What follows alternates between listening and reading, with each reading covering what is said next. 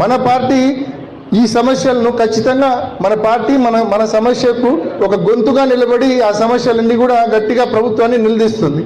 So ఈ మాదిరి ఒక సిస్టమేటిక్గా పనిచేసే కార్యక్రమం జరుగుతుంది.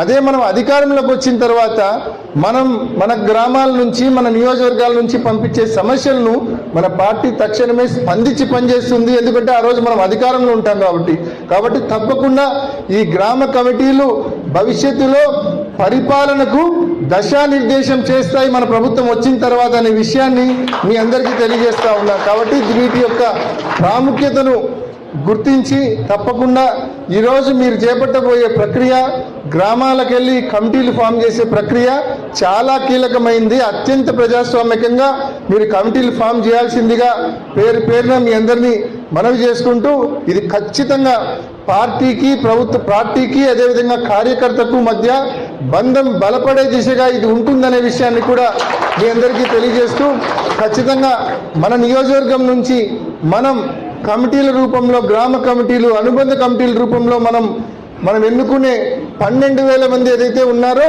ఆ 12,000 మంది 100% ప్రతి ఒక్కరు కూడా కరడుగట్టిన వైసీపీ కార్యకర్త అయి ఉండాలి.